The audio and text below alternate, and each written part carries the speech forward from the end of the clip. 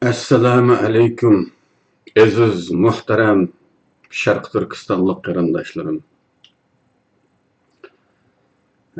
Tunugun intayin afsusli ish bo'ldi. Jasorat bilan qilmoqchi bo'lgan suhbatimiz tor to'salg'inlar tufaylidan mag'lub bo'ldi.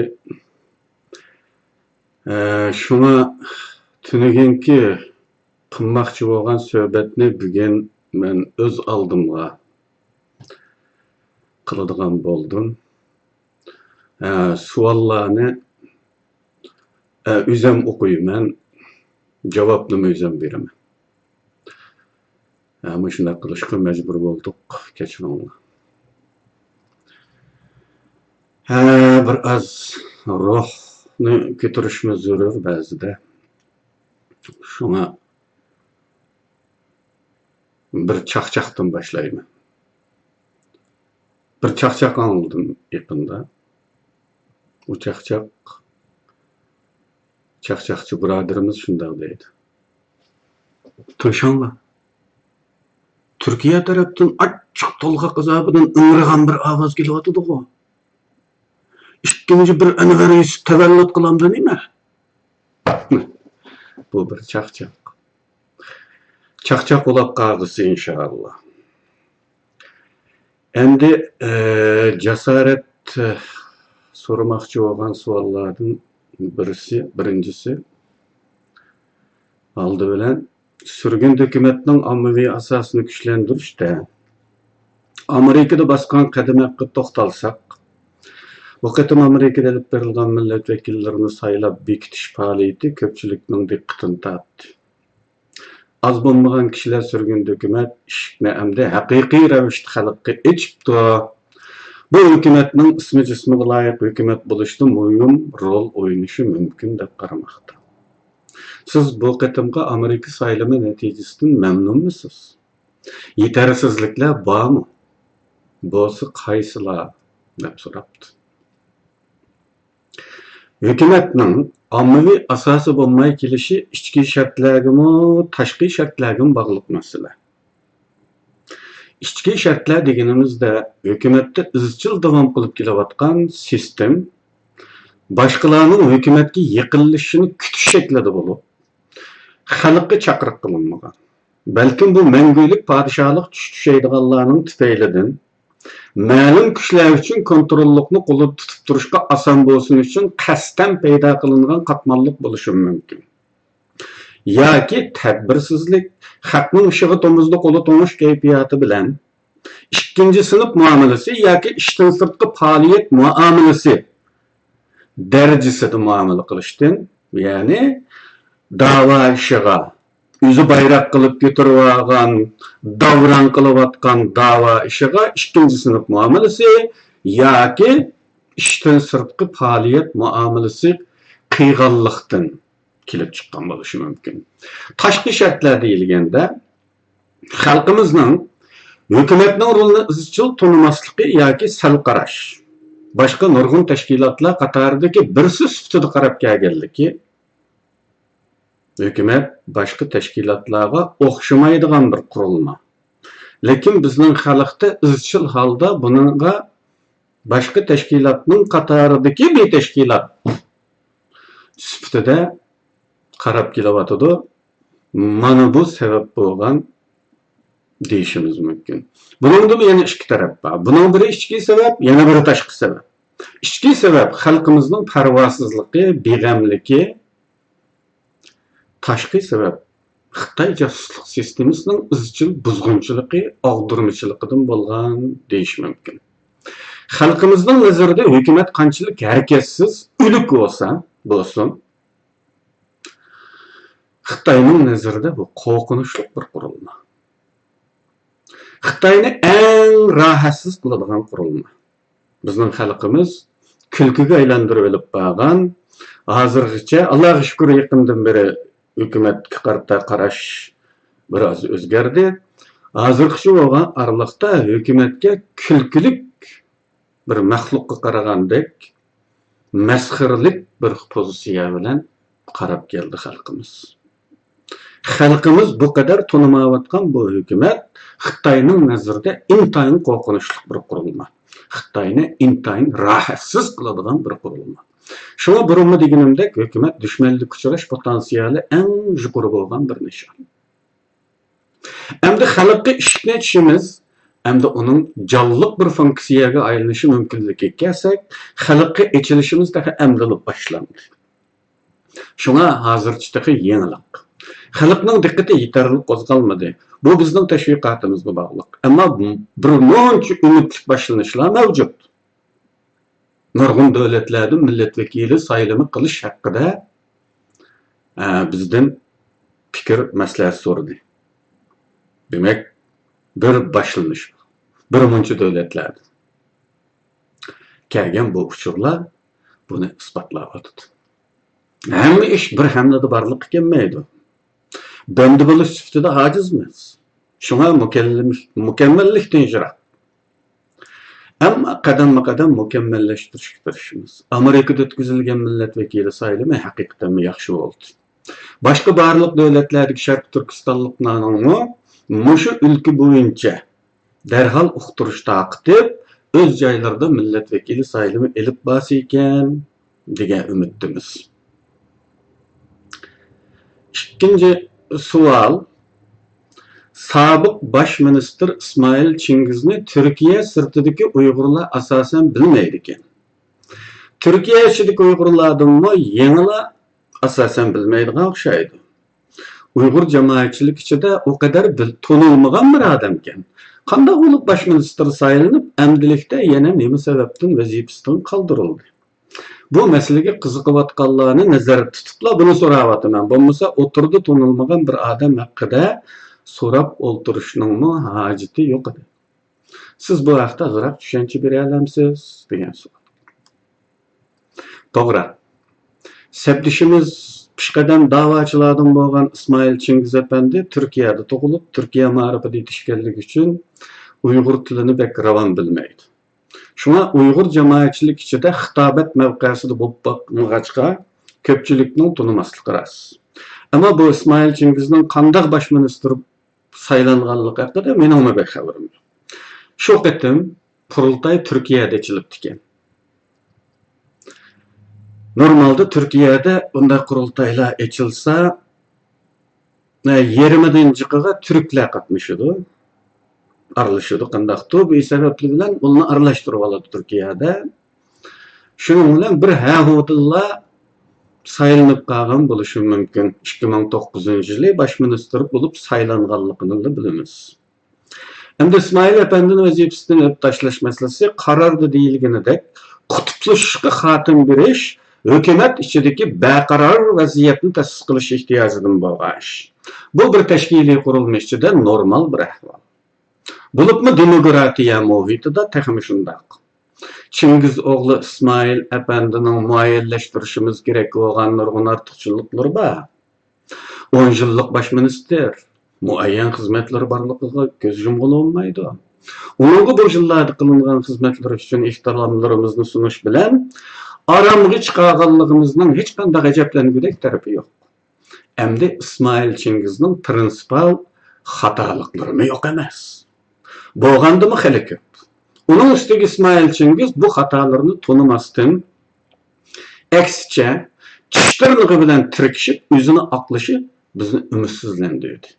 Chunki bu tuzatmayman, xatoni davomlashtiraman.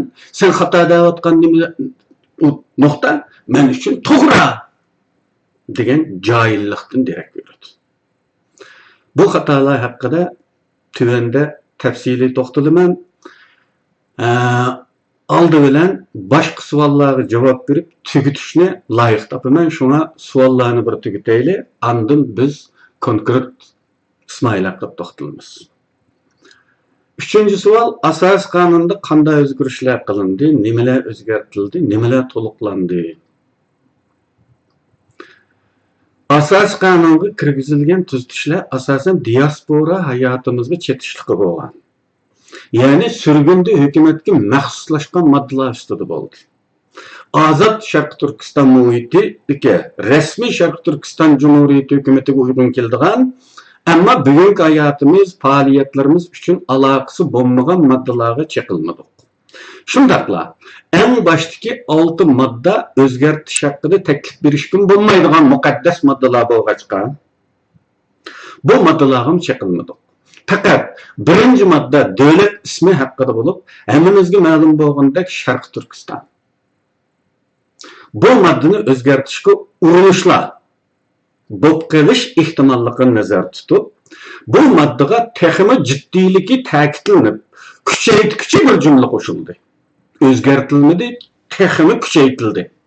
Ya'ni davlat ismi, talash tortishlarga yipiq, shehidlarning qonlari va jonlari badaliga qo'yilgan davlat ismidan boshqa ism taklif qilish, boshqa ism bilan atash birdek qonunga xilof qilmish hisoblanadi. Devlet ismi taki mustaqillik asliga kelgunga qadar mushbet qoladi degan bir jumla ketib, bu moddani texmi kuchlantirdik.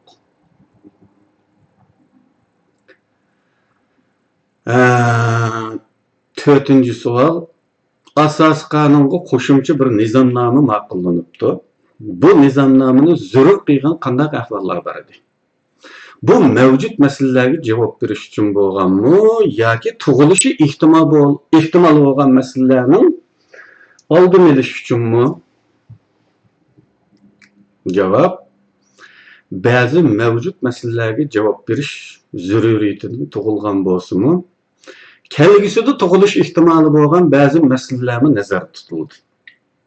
Demasam, agar mesele bo'lmasa, bunday jiddiy yig'in etishning hojati yo'q edi. Mesele bo'lgan ekan, meselelerge cevap verish qarar mexanizmini bir mizonga bog'lash zaruriyati hamon bir o'lcham bekitishni taqozo qiladi emasmi? Shuni keskin jazmlashtira olmaymanki, nizomnoma hukumatni zo'r darajada intizomga tushirishga yaraydi. Shuning uchunmi yig'inda nizomnoma loyihasi modda o'qib o'tilganda bir og'izdan olqish bilan ma'qullandi. 5. savol. Ba'zi o'zgarishlarni maxsus o'zi uchun shunday qilib olgan degichilar bor ekan. Bunga qanday javob berasiz? Masalan, Reis Cumhurning shartlaridan oliy maktab bitirgan bo'lish degan mazmunning o'zgartirilishi.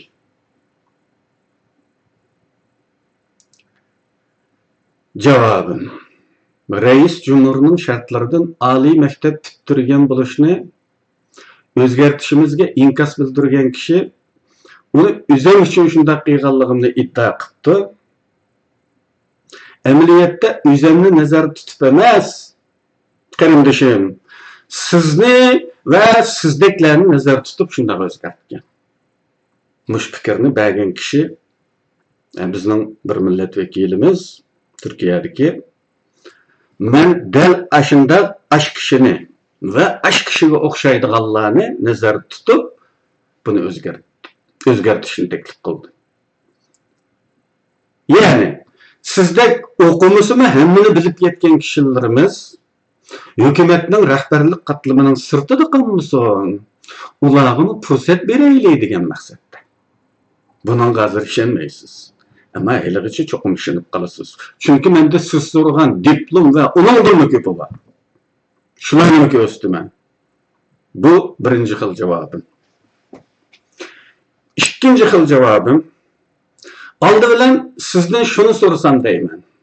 Siz bu sorularını sorgan vaqtinizda haqni o'lcham qilganligingizga ishonch qila olamsiz? Yoki ko'tarmakeşlikni o'lcham qildingizmi? Buni hozirla ayriga olamiz. Koni asos qonunda reisning bir notarchilikmi huquqi bo'lmagan ahvolda universitet bitirgan bo'lishni talab qilinibdi-yu, jinoiy huquq ustiga to'plangan bosh ministerga nima uchun bu talab qo'yilmabdi? Buni so'rab ko'rgan bo'lsangiz, andin haqni o'lcham qilgan bo'lardingiz. Buni so'rash aqlingizga kelmagan bo'lsa, ko'tarmakashlik bo'lgan bo'ladi. Endi 3. turlik javobi. Liderlik normalda bilim ish emas, balki karizma, tashkilotchilik aloyidligiga bog'liq ish. Liderda yana hukm qilish talanti bo'lishi kerak. Şuna normalde bir alimni devletke reis qilib qo'yga bo'lmaydi. Endi tarix qaraydigan bo'lsak, nurg'un danliq liderlarning oliy maktabda o'qimaganligini ko'ramiz. Masalan, Mao Zedong Changsha Darul muallimini bitirgan. O'rta darajalik texnikum hisoblanadi. Lekin Mao Zedongga bayat qilganlarning ichida Moskva universiteti, Berlin universiteti, Parij universiteti va Amerikaning ba'zi universitetlarini bitirganlar bor edi. Endi Hitler dünya tarixida bir davrni zilzila keltirgan bir mashhur lider. Onun salbiy shaxs bo'lishi bir yanga, liderlik mavzusida bir eg'izdan uni bir mashhur lider deyishga majburmiz. Hitler to'liq so'zni chalib bitirgan. Coğrafiyadan başka neticelerine ait tüven boğan halda to'liq so'zni chalib bitirib chiqib ketgan. Stalin qaysi oliy maktabni bitirib ekan. Tbilisda banka bulashqa qatnashgan Stalin. Banka bulashqa qatnashib tutilgan ve Sibiriyaga bağlangan. Sibiriyada Palandis komünistlar bilan uchrashib, Marksizmni shu yerda qabul qilgan. Yana nurg'un misollarni keltirishimiz mumkin. Masalan, 30-yillardagi Qumul dehqonlar qo'zg'olonining lideri Xo'janiyaz Hoji savadsizdi.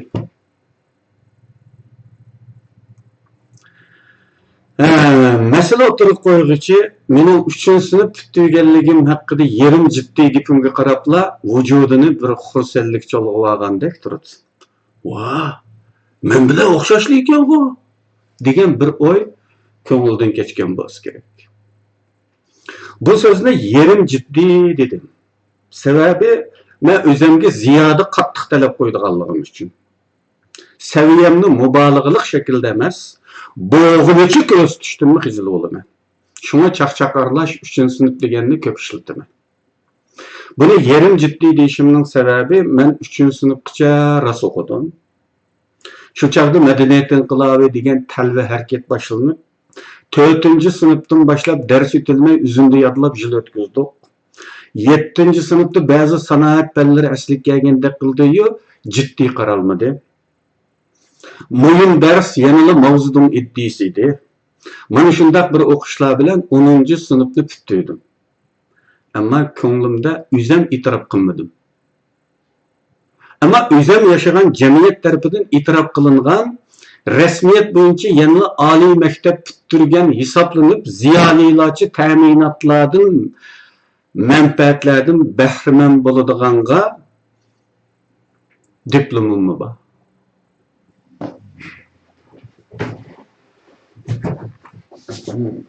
Hep koymaktı, ben keçironlar, vaktimlerini aldım.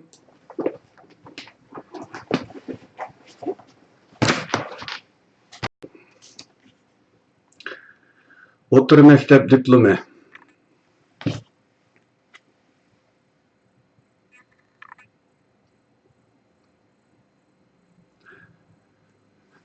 1984-yılı Atışda Radyo Televiziya Üniversiteti'nin şöbesi kurulup, şununla xatlendim. İsmini test yazıdığan studentlar kelip bir yıldılar ziyalilik maaşı derecesi alıptı. Kitap pulu da 40 so'm alıptı. Şunu ben bu kalpakni elish uchun, yani bilim elish uchun emas. O studentlarda bo'lganchilik bilimim bor edi. Lekin o diplom bo'lmag'achqa e'tirof qilinmaydi. Shunga diplom olish uchun bu maktabga xatlanib, bir tarafdan o'qidim, bir tarafdan dars verdim. Radyo Televiziya Üniversitetiga dars verdim. Nimadan?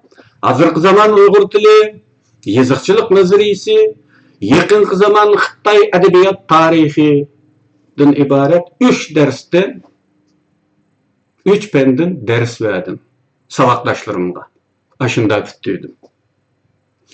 Shunda bitirib diplom aldım. Yani kanuni yoki rasmiyat nuqtasidan siz ensirgen diplom menda bor.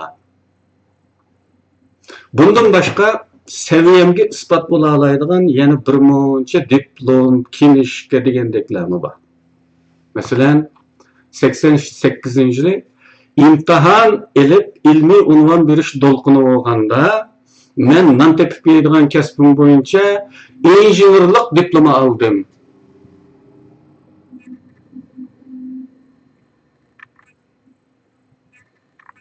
Buni o'qiy olayotgansizlar qachon? Injenerlik diplomi. 90-yili Shenzhen Universiteti bir bilim oshirish sahani berib qoldi shirkatimizga. Kasbimiz doirasida. Men o vaqtda shirkatning direktori edim. 3 yillik iqtisodiy huddigarlik shamilida 3 yillik shirkatni huddiga olgan direktor. Emilimden faydalanıp Shenzhen Universitetining bilim oshirish kursida üzem ketdim bu kursga. Şu anda Shenzhen Universitetining bir diplomi var.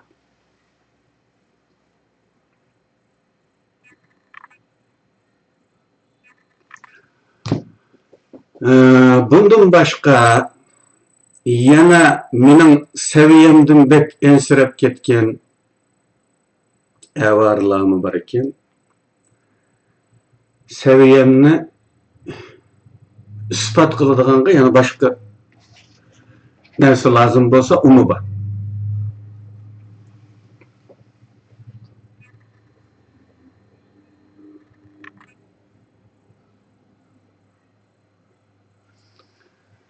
Bir 1985 yıldan başlap men Yazgıçılar Cemiyeti'nin a'zosi. Bunu bir yerde deb o'tirishim kerak emasdi-da. Mening saviyamdan ensirab ketganlarga javob bo'lsin deb dedim. Chunki buni bir dehqonga yoki bir ishchiga bermaydigan narsa, uni shuningdan pamiytsin. Buningdan boshqa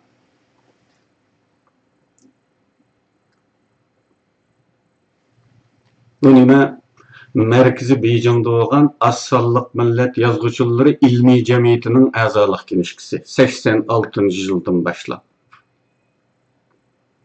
Bunu bir dehqonga bermaydi veya bir ishchiga. Endi qarindishimiz buni o'zim uchun emas, uning uchun o'zgartirganimga ishondiku deyman. Cho'qim ishondi. Ishonmaymi chora yo'q. Bu bir changal narsa. Bunun isbot ulashga yetib eshib qoladi.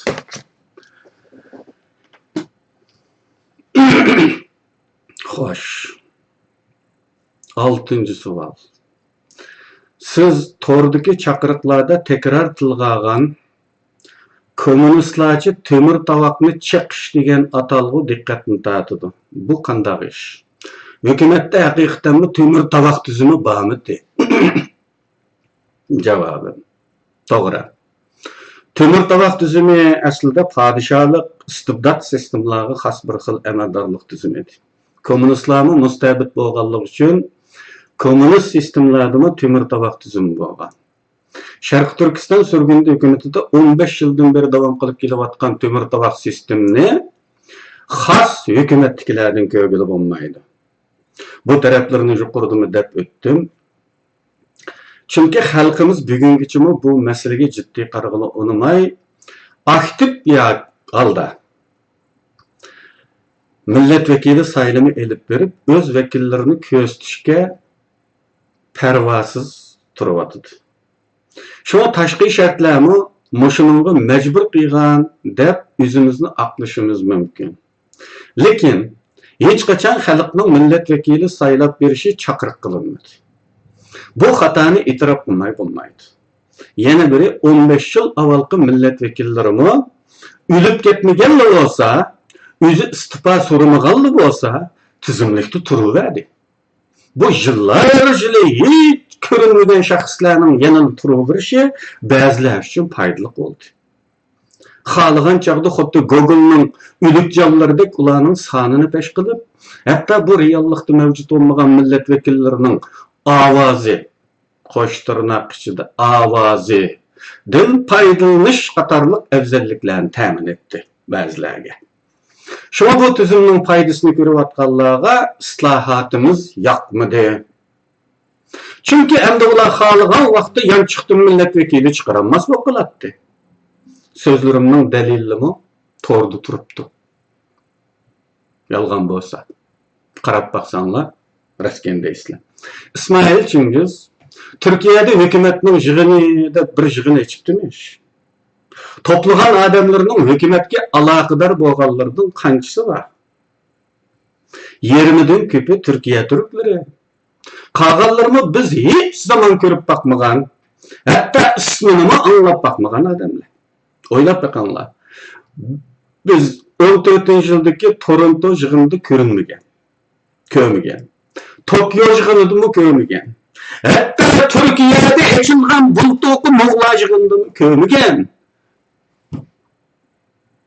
Oylanlar ki bununla işlevatkan şirketten ruhsat alış gerek. Ruhsat alanmadım. Ya ki kiraga pul gitti, pulum yoktu deyiş mümkün. Bu tarafını nazar tutup, boktu senin bu özlerini kabul kılını değil de, hatta WhatsApp topudumu avazını anlap bakmayan adamlarını İsmail yançıkıdan çıkarıpla munca milletvekili katlaştı dep attı. Oylap bakanlar. WhatsApp topu için kira kılmayımız pulga, ya ki şirket direktöründen ruhsat almayımız, işten ayrılıp kılıdığı iş emas. Jip bilip olm ketmeydi o. WhatsApp topudu mu yok bu adamlar. Endi bir dili yançıqdan çıktı da milletvekili ataldı. Bu derecede can jahli bilip baş ministerlik mensibiga yetişip elishni normal ahval deyishimizga sebep yok. 10 yıllık baş minister umurvayet kalmakçı mı? Doğru, qası bo'laveradi. Chunki Anvar Yusuf baş minister bo'lgan zamonda bekitilgan asos qonunda baş minister uchun hech qanday cheklim bo'lmagan. Şu bu ajoyib asos qonunga ko'ra İsmail mavzeydingdek umurvayet o'tiraverman deb o'ylaydi. Gerçi faaliyet uchun xarjlagan pulini mana anchilik, mana xuddi o'nchilik ishdan etpagandek hech xijil bo'lmay da'vo qiladigan bu da'vochi qonunning o'zgarishiga chidab turolmadi. Aslida milletvekillerinin muddeti normalda bütün dünyada bir kurultaydan yana bir kurultaygacha bo'ladi. Yoki ikki kurultay aralig'ida bo'ladi. Her navbatlik kurultaydan avval tekrar saylanish kerak. Ko'ngillar tekrar saylansinmi, yengillar saylansin bo'ladi. Ish qilib yangidan saylanadi. Ba'zilar tushib qoladi, ba'zilar to'liqlandi. Hatto diktator Xitoydimi ko'rinishga bo'lsin xalq saylaydi. Tayfunamning vaqtida bilinmagan sabab bilan hukumatga qitilib qolgan bir odam qiyomatgacha turaverishi to'g'rimi? Bu o'zgarish va o'zgartishlar O'rta Osiyo diktatorlaridek umrvoyat mavqeda turish yerini tushab kelayotgan Ismoilning ishiga yaramaydi-da. Chunki tasmasini tutib turganlar uningga besim qilib kerak. Chunki herkes qo'ldan berma. Sizce bir zamanlar avval milletvekili bo'lib hukumatga kirib qolgan birining o'zi hech qanday yig'inda ko'rinmasa, faoliyatlarda ko'rinmasa, hatto jipili bo'lib ketmaydigan WhatsApp to'plarida ko'rinmasa, bundaqlarni milletvekili devirishimiz kerakmi? Yoki bundaqlarning avtomatik holda milletvekilligidan qoldirilishi to'g'rimi? Mana shunday zaruriyatlardan bu o'zgartishlar elib berilmasi bo'lmaydi va buni bir mizonga bog'lamasak bo'lmaydi. Bizning qilganimiz mana shu. Bu qatim İsmail açgan ihanet tipidagi qonunsiz yig'inga to'plagan odamlar bilan qonunni o'zgartirish, nizomnoma tuzib chiqishimizdagi zaruriyatlar yana bir qatim isbotlandi. Demek aslında qilmasak qat'iy bo'lmaydi ekan-da, yanchiqdan chiqaverdi ekan bu milletvekillar.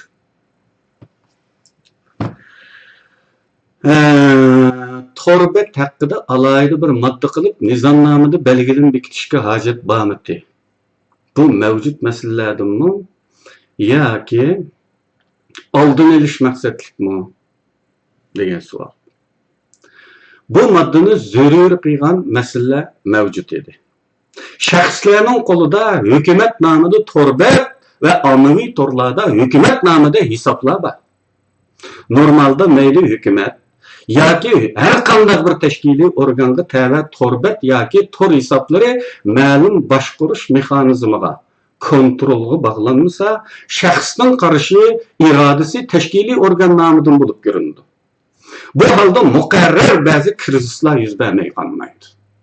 Shundaqla, agar bu shaxs agar tashkiliy organdan chiqarilsa, bu torbet yoki tor hisobi shaxsning qo'lida qoladi. Bizninkilar amaldan tushayotgan degan achchig'ida bu torbetni o'zi tutib qoladi. Topshirib berishga unamaydi. Parolini ver desa, pulini to'lab ber.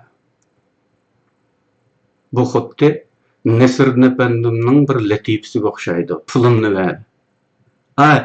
Dava uchun xarjlagan pulni keyin achishim kelgan vaqtida, amaldan tushgan to'g'ri kelgan vaqtida da'vo qilish nimaga o'xshaydi? Nesrin Efendimning asl tarixini bir kashimni degan latifasiga o'xshaydi. Nesrin Efendi benamaz pasiqlashib ketgan bir davrda faqat jamoatdan ayrlanmay shu billa masjidga kirishga majbur bo'lib qolgancha dil namoz o'qiydi ekanda.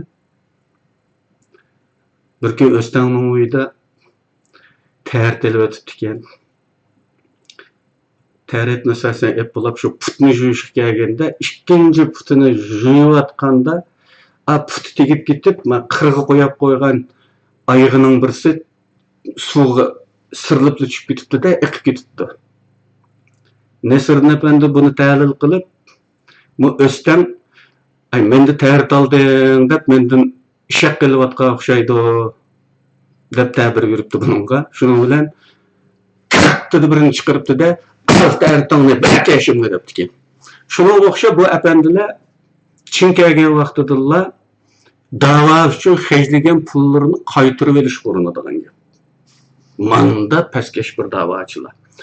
Shunga o'xshash bu torbetli shaxsning qo'lida bo'lsa, agar bir kollektiv mexanizmga hukumatning tashkiliy organ tarafidan belgilangan bir necha shaxsga berilmagan taqdirda bir shaxsning qo'lida qolib qolsa, mansabdan tushgan aman bu torbetni quchoqlab tutib oladigan gap, bermaydigan gap. Pulini qaytarib berdi. Masalan Ahmedjon Osmondan 3 yilda men pul to'ladim deb bir bo'shliqni, kerak kelmaydigan bir bo'shliqni $100 ga olish tamamen mumkin bir bo'shliqni $600 pulini to'lab berib qaytarib oldik. Bundan savaşçılığı var. Bilip koysanlı buludu. Halk. Bilen halkın bunu bilip koyanlı bu davaçılığını. Davalarda ötmüştü hecligen pullarını kaytırıp alıdı. Nesrin Efendim teritini kaytırıp bulup keşini elavagan kokşaş.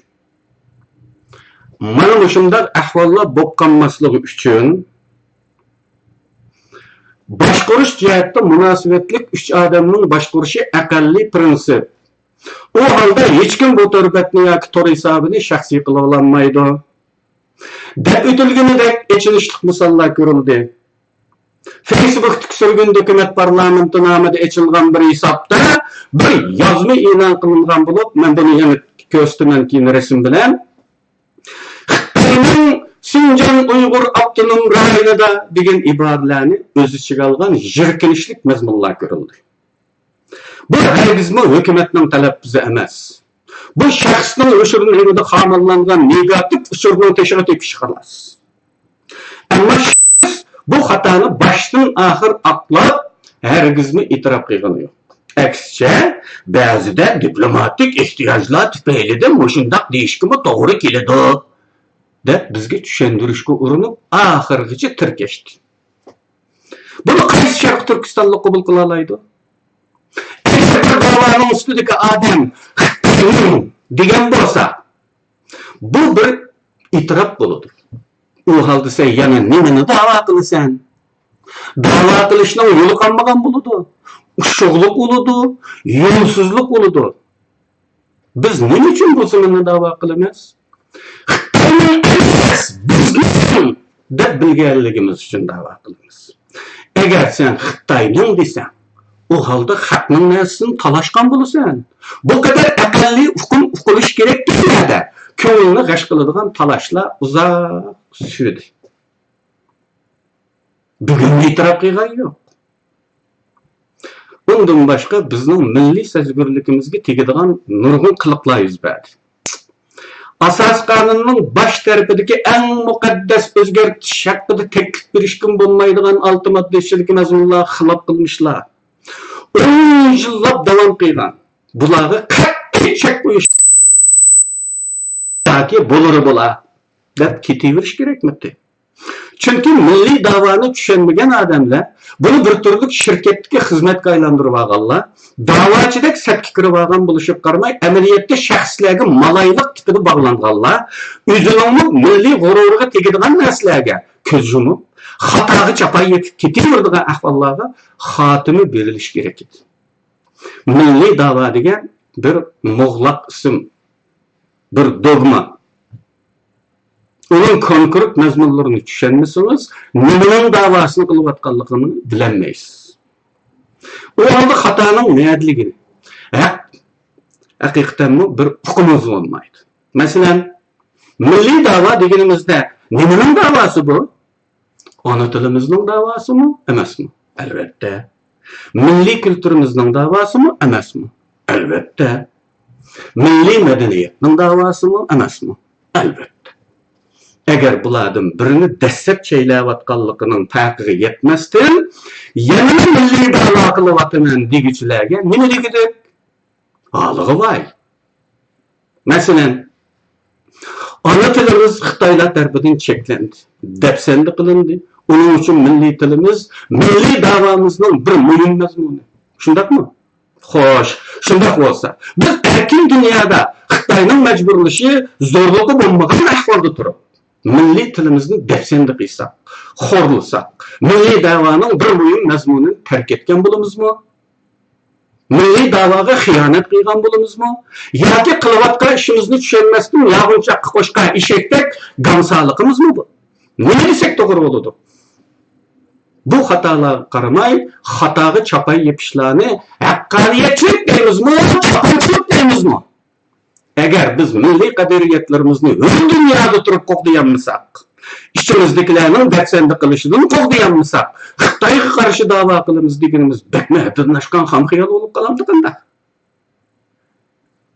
Asas qonunda Sharq Turkistonning davlat tili Uyg'ur tili deb belgilangan bo'lishiga qaramay, 10 yillab bu bichora til daksanda qilindi. Masxirvozlikdek, kulkulik Allohga tushirildi.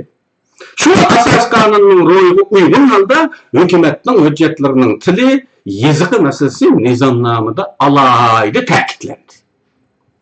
Zaruriyatdan. Bu ahvollarning yuz berishining sababi aslida umum e'tirof qilgan mukammal bir qonun nizomning yo'qligidan bo'lgan. Agar qonun nizomlar aniq bo'lsa, qilmishlar bu nizomlar bo'yicha o'lchansa, o'rdiki o'rdak g'azi g'az bo'lib aniq ayrilsa, intizom jazosi qonunga xiloflik jazosi degandek jazo bilan xatolar cheklansa, ondan bularni tuzgili bo'ladi. Chunki inson bolasi xatolik o'tkazishga moyil yaratilgan. İmtihan uchun shunday qilingan. Havanimizning cheklangan mevani yeyishidan boshlangan xatoga moyillik, undan boshqa shaytonning Allohdan ijozat olib toki qiyomatgacha inson bolasiga yaqin turib olib ozdirishga urinish turtkisda, inson bolasi hamon xatolashib turdi. Agar Allohning jazosi bo'lmagan bo'lsa, bu dunyo nima bo'lib ketadi? İnson bolasi faqat jazolanish qo'rqinchi bilan o'zini cheklab turdi. Shuna qoida nizomlar mumkin bo'lganicha aniq, mukammal bo'lishi kerak. 8-savol. Ba'zi qarindoshlar hasratlanib, qachongacha ichki nizohlarga band bo'lamiz, Qachongacha ichimizdagilarga qarshi kurash qilamiz? Qachon Xitoyga qarshi harakat etamiz? deydi ki. Demakchi bo'lg'ini balkim bu qatim hukumat ichidagi krizisga qartilgandekmi qiladi. Bularga qanday izohat berasiz? Javob. O'ylab ko'raylik qarindoshlar. Bir kommunist sistemada yetishganimiz uchun aytavr hayvatli quruq shuvarlarga, ulug' quruq gaplarga amroq ko'ngil mayilligimiz bor. Men ilgari birlashish shuvarlarining anatomiyasini ichib bergan edim. Qarashimcha bu gapni qaramoqqa bek ulug' gap. Hech kim rad qilolmaydigan, qarshi chiqaydigan, til kuydigan darajadagi inson enida muqaddaslashib qolgan hukmlar jumlasidan. Ya'ni bir tabu. Ama reallik yanıla arzudikidek bo'lmaydi. Hech kimning ichki izohlarga vaqt zoya qilg'isi bo'lmasa-mu, yanıla bunda ishlardan saqlanmaydi. Deylik-ki biz uzun safarga atlandik. O'tkimizning ishiga kirib olgan mayoqdek bir tal tosh bizni bearam qiladi. Bu vaqtda biz nima qilamiz? Mening nishonam uzun safarga yurish. Birdan mayol bo'lmay yo'limga minishim kerak deb ulug'var shuvar bilan yo'lni davom qilamiz. Bu halda putimiz yig'ir bo'lib yo'ldan qilishimiz mumkin. Shuna oldi bilan ütikni selib, uni qaqib o'tishga majbur bo'lamiz. Bu bir qatim bilan bitmasligi mumkin. Yana takror yuz berishi mumkin. Yana masalan, biz bir dushmanga peshvo atmoqchi bo'lsak, yagi dasigan putimiz sabit bo'lishi kerak. Putni sabitlashtirmasdan peshvo etishga intilsangiz, peshvoringizning turi bo'lmaganini azdab o'zingiz yiqilib tushasiz. Hayot mana shunda. Bir kurashning musabisi faqat dushmanga qarshi kurash bilan to'lgan bo'lmaydi. O'z ichidagi xato itilar, to'salg'ular, zaharlik fikr iqimlariga qarshi turishni o'z ichiga oladi.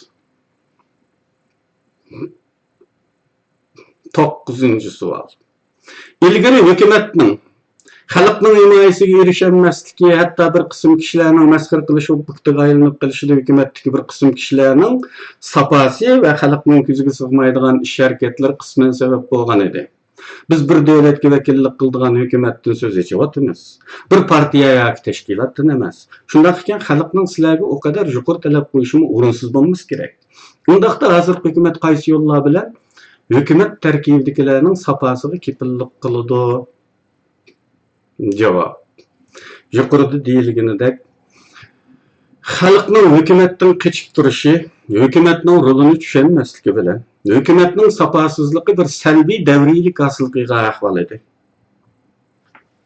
Davriylik, aylanma. Ya'ni bir xil ta'tir aylanma. Soat yo'nalishida emas, ta'tirsiga. Xalq hukumatdan qochib tursa, sapoliklar osmondan tushmaydi. Bu sapasızlıkni ilgir surdi. Sapasızlık xalqning hukumatni ko'zgilmasligini sabab bilan ta'minlaydi. Bu salbiy davriy qilish, bir-birini salbiy energiya bilan ta'minlash oxirlash kerak. Buning ochqichi oldi bilan hukumatnikilardir. Biz tashviqot orqali xalqning engini o'zgartirishga majburmiz. Ko'ni tunishlarni chiqarib tashlab, yangi qarashlarni sunishimiz, qabul qildirishimiz kerak.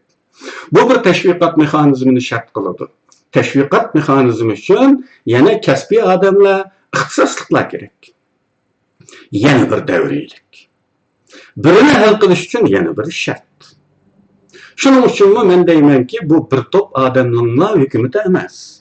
Butun Sharq Turkistonlikning hukumati. Turkiyadagilarning hukumati emas. Shunga hukumatga yaqinlashing, birlik tutishaylik, birlik tutuluqlaylik, birlik kuchaytiraylik. Chekka chiqib olib, faqatlik qusur topsangiz bekmi namertlik. Mas'uliyatsizlik bo'ladi. Chunki bu tashkilot emas. Bir tashkilotni xohlasangiz kerak qilmasangiz bo'ladi. Ammo hukumat hammamizga kerak. Hatto xohlamasangizmi. 10. Xalqimiz arasida hozirgacha da'vodan o'zini tatib kelayotgan oz bo'lmagan yaramliq kishilarimiz bor. Ular ichida bilimliklar, boylar, fidokorlarning soni oz emas. Ularning maydonga sakrab tushmasligidagi asosli sabablarning biri da'vo sekidagi bir qism atalmış yetakchilarning maymun o'yinlari bo'lmoqda. Meningcha, xalqning kuchini qo'zg'ashda ana shundaqlarni qisib chiqish muhim. Buningga hukumatning navbatda olib berayotgan millat vakili saylash ishini yaxshi bir ravishda keng ko'lamli tashviq qilishi halqiliq rol o'ynaydi. Bu jihatdagi tashviqotlar toz degandek bo'lmayotamdi, qandaq? Javob: to'g'ri. Deganlaringizning asosi bor. Umumiy xalq safarbar bo'lib millat vakili saylash deganimizda albatta shu yerdagi xalq da'voga mas'uliyatchanlikni chiqish qilib, eng yaxshisini, eng sarxilini saylab bersa, saqlangan tarixiy masalalarimiz asan hal bo'ladi. Lekin yana farvosizlik bilan bo'la ketar shaklda Uttur kelganni saylab bersa, yana masala bo'lmaydi. Demasam biz shundaq ismini yozdirib qo'yib, o'zi ko'rinmaganlardan to'ydiq. İsmail'nin yançıqıdan çıkıdığan millet vekillerinden. Bularning hammasi uchun yana tashviqot kerak. Men tashviqotning muhimligi haqida bir talay videoni so'zlagan edim. Tashviqot siyosiy xizmatning emas, bir maqsadni ko'ngliga tutgan har qanday faoliyatning jon tomiri. Hatto savdo-sotiqning. Bizning e'lon, reklam deydiganlarimiz amaliyotda tashviqot. Tashviqotning bir turi. Afsuski, bizning tashviqotimiz ko'ngildagidek bo'lmayotganligi ras. Bu yana shu ixtisosli kishilarning kamligiga berib taqiladi. Xalqimiz uchun nurg'un olimlar, doktorlar, professorlar borligini uqib turibmiz. Ammo bularning ko'pchiligi hala qarab beqish maydoni tutmoqda. Buni tushunish haqiqatan qiyin. Biz bularni jalb qila olamdik yo'q. Bu kelgusidagi xizmatimizga bog'liq. 11. Hukumatning bir tashkilot olmasdan balki bir usti qurilma ekanligini tunib yetyapmiz. Hozir bu usti qurilmaning xalqimiz uzundan arzu qilib kelayotgan haqiqiy ma'nodagi birlikni ishga oshira oladiganligi haqida ko'p so'zlanyapti. Sizcha hukumatdan shunday umid kutishga bo'lamdi? Agar bo'ladi desangiz, bu vaqtda konkret planlaringiz bormi? Menimcha, hukumat ichidagi birlik ta'sis qilindi. Aslida hukumat usti qurilma bo'lish sifatida faoliyat organi emas, bir tashkillovchi, moslashtiruvchi, vazifalarni taqsim qiluvchi va buning ijroat ahvolini surishtirib, mukofot yoki jazo e'lon qiluvchi rolga ega. Afsuski, xalqimiz davlatchilik ilmining tubanligidan surgun hukumatga bir tashkilot muomalasi va shunday talabda bo'lishmoqda. Xalqning bu xil xato tunishining ko'rinmas besimidimi yoki hukumatliklar o'zimi rolini bek bilib ketmabdi. O'zlarini go'yo bir tashkilot mavqesiga tushib qolishdan, bir tashkilotda harakat qilishdan saqlanolmay ketdi. Oldi bilan bu rollarni tushunib olishimiz kerak. Navbatda oxirgi favqulodda yig'in bilan hukumat ichi barqarorlashdi, birlik ta'sis qilindi. Balkim buning aksini so'zlaguvchilar bo'lishi mumkin. Bu chatilib ketadigan yovashaqlardan iborat.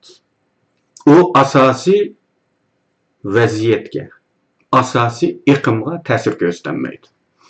Endi tashqi jihatda hukumat o'zining tashkillovchi, moslashtiruvchi rolini ola olamdi yo'q. Bu yana tashqi shartlarga, ya'ni sirtliklarning tunishiga, qabul qilishiga bog'liq. Albatta bu haqda planlarimiz bor. Planni ishga oshirish bu ixtisosli xodimlarning bo'lishiga bog'liq. 12-savol. Turkiyadagi hukumat a'zolarining bu qatimqi islohotga rozi emasligi haqida gap-so'zlar bor. Turkiyadagilarning o'zgarishlarni e'tirof qilmay, ayrim bir hukumat bo'lib olsa qanday bo'ladi? Shunday bir ahvolni mo'lchallab baqdingizmi?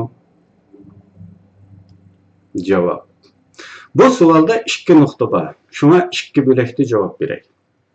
Biri norozilik masalasi. Norozilikning o'zila keyingi natijani tug'dirishi notayin. Chunki inson bolasi umuman ko'nib qilish tabiatida bo'ladi. Hatto xato ekanligi bilingan narsalar haqida o'zgartishlarni qabul qilmaydigan ruhiy holatda bo'ladi. Shunga dunyoda yuz bergan har qanday yangilik o'z vaqtida qarshilikqa uchraganligini, hatto xili aqlli hisoblanadigan odamlarning qarshi chiqqanligini ko'ramiz. İnson bolasi o'ginib qolgan, odatlangan turmush ritmining buzilishidan hamon vahimada bo'ladi. Hatta özünü yenilikperver, yeniliklarni asan qabul qilguvchi deb qaraydigan kishilarmi burilish nuqtasiga az qolganda birdilla chiqib kelinib, ta'tirdan chiqadigan ahvollarni ko'ramiz. Bundaq chaqlarda go'yo bu yenilik baloyi qazo ilib keldigandek, hamma ish izdan chiqadigandek tuyulib ketadi. Ammo yenilik maydonga kelib bo'lgandan keyin qaraydiki, buning bilan dunyo astin-ustin bo'lib ketmaganligi, turmush ritmining buzilmaganligi ko'riladi. Shuning bilan asta-asta yeniliklarga ko'nib qoladi. Dozaqqa ko'nib qoladi ya. Qarshiliklar davomlashmaydi. Ya'ni qarshiliklar uzoqqa bormay paskariga tushib qoladi. Agar eng radikal bo'lganlar davomli qarshilik qilaversa-mi, bundaqlar barliqqa kelib bo'lgan reallikni o'zgartirmaydigan bo'lg'achqa, bag'an siri yolg'izlashidi, yo jimjit yo'qoladi, yoki tarix chaqining ostida qoladi. Faqat tez fursatda reallikni qabul qilib, bunga moslasha olganlar hayotiy kuchini saqlab qola oladi. Endi savolning ikkinchi bo'ligiga kelsak, bundaq ahvol yuz bermaydi. Ya'ni yana bir hukumat. Nima uchun? Chunki Ismoil Chingizdek 42 yillik bir da'vo sarkardisi bunday xatoni qilib, tarixda ikkinchi bir Anvar Yusuf bo'lib qolishi mumkin emas. 42 yillik amkini bir hamlada yo'qqa chiqarishni aqlanmaydi. Ikkinchidan, Turkiyadagi vakillarimiz ichida qurg'uchi peshqadamlarimiz bor. Ular hukumatni suyuydi. Shu bunday bir harakat bilan hukumatni ziyadilashga, shikast yetkazishga, kulkuli holga tushirib qo'yishga ko'ngli unimaydi deb ishonaman. 13-savol.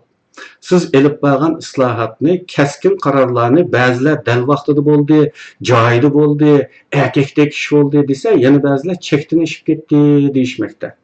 Siz bularga nima deysiz? Javob. Men saylanga ko'nib qolganlardan emas. Shuna tushlarga har qachon tayyor. Ya'ni yaxshi bo'lishimni, lomzalli diplomatchilik bilan xatolarni sukut qilib, milliy qadriyatlarimizning chaynishlariga ko'z yumib, yaxshi xo'p bo'lib kun o'tkazishimni taqozo qiladigan amal xumorim yo'q. Bunga ko'p odamlar ishonmaydi. Chunki saylanib olish uchun jon tikadiganlarni to'liq ko'rib ketgachga ishongisi kelmaydi. Men bo'lsam kelgusida tushgangimi odam o'lmaydiganligini amaliy harakatim bilan isbotlab beraman. Yadinglarda bo'lsa kerak, ilgari men tanqidlarga odam o'lmaydiganligini isbotlab qo'yish uchun Sidiqoji Ro'zining haqqimdagi haqorat xarakterli atalmish tanqidlarini o'zimning to'rbitida e'lon qilgandim. Xaloyiq tanqidga odam o'lib ketmaydi, uningga chichangishib ketmanglar deganni uqtirish uchun o'zim haqqidagi haqoratlik atalmish tanqidlarni o'zim e'lon qildim torbitimda. Buningdan nurg'ullarning xabari bor. Xuddi shuningdek bir mansabdan tushganga odam o'lmaydiganligini isbotlab beraman yaqinda. Tushdan qo'rqib ketmaydigan bo'lganda dadillik bo'ladi. Tavakkulchilik ruhi bo'ladi, erkakdek kishilik bo'ladi. Men bu yerda vaqtimlarni olib kechmishimdan bir qisturma hikoya deb beray.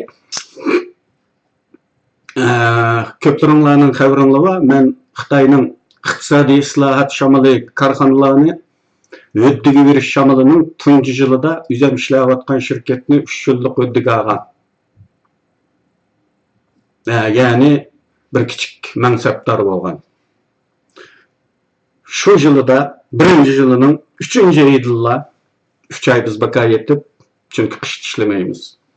3-oyda ko'chat qo'yish bayrami kuni butun shahar atlanib ko'chat qo'ydiganga ketayotgan qatorda bizmi men uchun mashinaga yuklanayotganimizda bir qari Xitoy yanada velosipedlik bir yosh qiz meni izlab qoldi mashinaning atrofida. Qaysinglar falani direktor deb Xitoyning pardasida familiyasiga amalni qetib deydigan odat bo'yicha. Nima deysiz, nimaga bunga dedim men. Degandan keyin Xitoylarga hojatman bo'lganda yumshab ketadigan obdan xalq emasmi? Deb "Shovay, qog'ozlaringni vujingga yig'ib ber" dedi qiz velosipedni o'rniga solgan so'mkasidan bir qog'ozni olib tanladi. Men qo'limni uzatmadim. "Nima bu? O'zing kim?" desam, bu qiz shu shirkatda ishlaydigan keldi, xizmat taqsim bo'lib dedi. Mening odamga ehtiyojim yo'q. Şu anda bir muncha adam artıq. Men iqtisodni o'ttirganligim uchun o odamlarga maosh berishga majbur bo'ldim. Şunlaşqa artıq adam işletmeymen. Men adam alaman deb iltimos qilmadim. Kimsini kelsin dedi. Almayman dedim. Dojujanni o'rinlashtirishingizdan qarshi chiqatdingmi? Unda dadisi bana hörpeydi. O dojujanligini mening bevosita boshlig'im shahar qurilish idorasining boshlig'i. Şirketimiz ulug' qaraydi. Degandan keyin ammayman bu şirketni men o'tib oldim. Bu yerda men direktor. Degandim o dojujan cho'ngma, sen cho'ngma. Sen dojujan boshqaramda, kim boshqaradi? Deb dojujanni pesh qilaverdi. Mana dojujanga da. Agar sening qizingni o'rinlashtirib bir yerga o'rinlashtirsin, ishxonasiga o'rinlashtirsin. Ammo bu yerga men olmayman. Agar men bir kun mushadid mushu mansabda bo'ladigan bo'lsam, qizimni bir kun ishlatmayman bu yerda. Agar dojujan bu yerga chuqur aldiraman desa, oldi bilan meni amaldan olib tashlasin, undan keyin sening qizing kelaydi bu yerga. Bak, dedim, mashinaga chiqib o'rmon qo'yishga ketdik. Bu gapimning aqisi tudim. Bu yo'g'on boshliq gapini gap qilolmadim, men gapimni gap qildim. Nima uchun? Tushdan qo'rqmaganligim uchun. Va buning bilan ma'lum darajada mening danqim chiqdi. Intayin keskin pishiq kesadigan birdan bir Uyg'ur boshliq deb danqim chiqdi.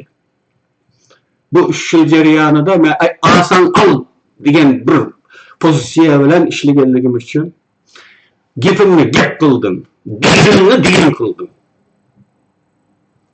Mushkechmishga egaman. Demak, ben bir kun o'sha vazifada bo'lsam, bir kun da'vo prinsiplarini tushuntirman, maqsad qilmayman, milliy qadriyatlarimizni chaylamoqchi yoki o'yinchiq muomalasi qilmoqchi bo'lganlarga bir kun yo'l qo'ymayman. 14-savol. Hukumatning islohotdan keyingi ahvoli qandaq? Xalq muqarrar holda bilgisi keladigan bir savol bu. Shunga mush savol bilan oxirlashtirsa bo'lamdi yo'q? Hukumatning favqulodda yig'inidan keyingi ahvolidan azroq uchur bahsimiz. Washington favqulodda yig'inidan keyingi ahvol haqiqatan yaxshi. Bu qandaqdir atalmış pozitivizmchilarning muayyanlashtirish formasidagi taklitchi bir gap emas. Reallik shu. Oldi bilan hukumat zo'r darajada birlikka keldi. Pishqadam sardoshlarimning masalalar haqidagi bas munozaralarga qatnashish qizg'inligi bek yuqori. Men bu hamma ishni ko'ni sardoshlarimning maslahatisiz qaror qilmayman. Hatto bugungi mushundaq bir suhbat qilish kerakmi, yo'qmi degan ishlarni ko'pning maslahatidan o'tkazaman. İlgirkidek bir meseleni o'tirg'i tashlasangiz, jim turib o'tkazib yutadigan, qaror ilinsa andan qarshi chiqadigan ahvollar endi yo'q. Hech kim mening rahasida gap yo'qlatmaydi. Kimning to'g'ri bo'lsa, darhol shuni fikr qabul qilinib, shunisi qarorga bog'landi. Hatto bundaq fikrni odatdagi millat vakili o'tirib qo'ygan bo'lsa-mu, baribir. Mendek bir rais o'tirib qo'ygan fikrlarmi, ba'zida odatdagi millat vakillari tarafidan rad qilinadi. Men bununla təvillab ketmeymen. Bunundan men kichik olab ketadigan bo'ldim deb ensirab ketmeymen. Darhol qo'shilaman. Haqiqatni qabul qilishmi bir erkakchilik, xatolikni tunishmi bir erkakchilik. O'zini bilishdimmi? Ulug' ish yo'q dunyoda.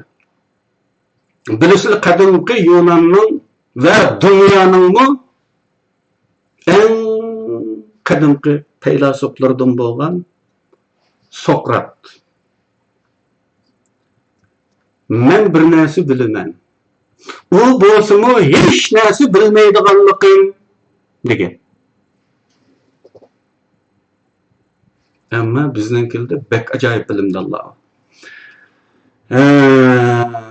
Hech kimning yo'g'onlik iddaosi yo'q. Hozir. Çünkü bizning nazarimizda hech bir shaxs yo'g'on emas. Hukumat yo'g'on. Şundaqla məsləhətlərinin nəticəsimi tezla çıqqaçqa kütüşlə vaqt israfçılıqları yo'q. Hazır hər qaysi yerlərdə bəs-bəsli millət vekili sayılımı tayyorliqlar ketayotganligi haqida xabarlar kelyapti. Her vazifadagilar o'ziga tushgan ishlarni bejonidil kirishib ishlayapti. Yakka harakatlik mexanizm hozir butun mashina harakat qilinadigan barliq zapchastlar o'z rolini joriy qiladigan holatga keldi. Allohga shukrlar bo'lsin. Yenidan qo'shilgan bir savol bor ekan. 15-savol. Sobiq bosh ministr Ismoilning vazifasidan taslanganligi haqida Tamg'ida Uyg'urcha xat yo'q deb elibdi. Bunchalik ishqa eliyotgani bir oz chekdan eshishmi qandaq degandek inkaslar bor ekan. Bular haqida nima deysiz? Haqiqatdanmi Tamg'a sabab bo'lganmi? İsmail'nin vazifesinden taslanganligi haqida chalıqqan xabarlarga tayanib ba'zilar hukumat tamg'isida Uyg'urcha xat yo'q deb elibdi. Shunchalik ishqi bosh ministr meni versa, naqchilik bo'lmamdi degandek inkaslarni qilganligini men angladim. Endi men bu vaqtda isbotlarni ko'pchilik bilan o'rtoqlashib birga yuqorqi so'zning orqasida yotgan bag'razlikka javob beraman. Yuqorqi inkasda deyilgan Tamg'a.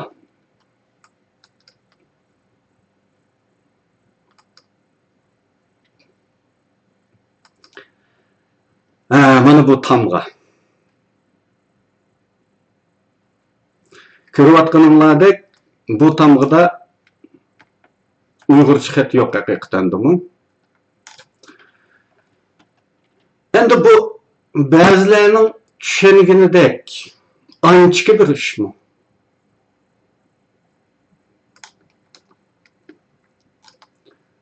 Bu ancha bir ishmi?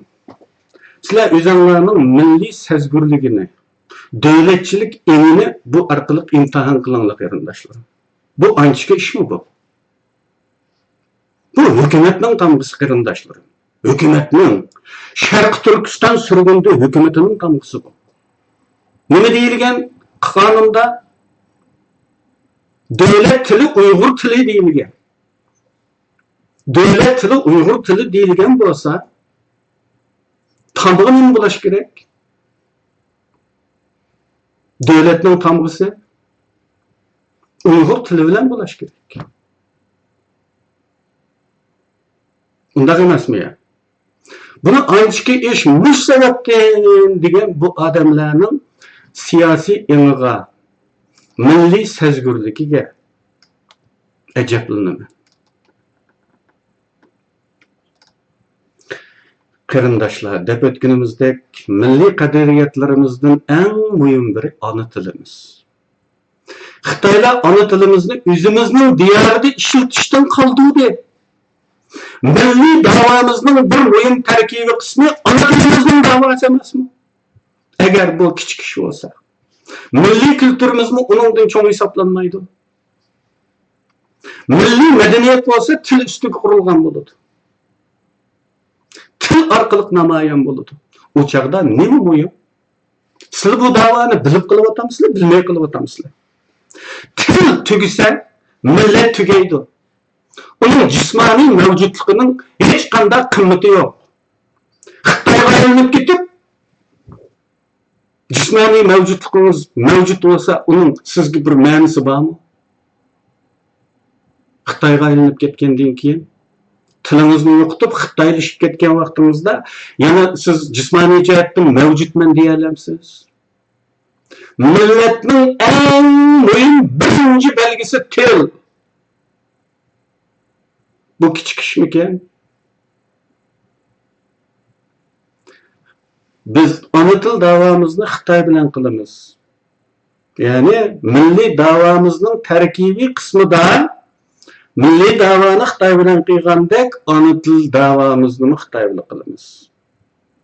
Lekin dunyoda buning keragi yo'q demakchimi?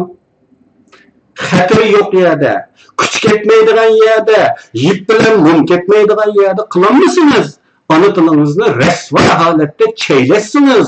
Dunyoning darajadan tashqari davlatidan biri bo'lgan Xitoy bilan bu da'voni qilishimizga qaysi mantiqi bo'yicha ishonsak bo'ladi?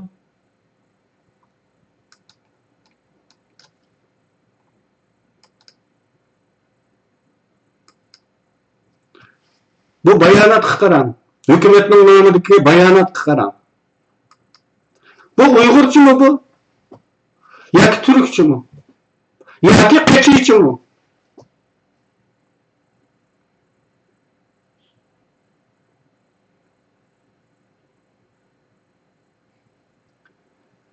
O'ylab bakın 10 yillab davom qilgan ahvol bu.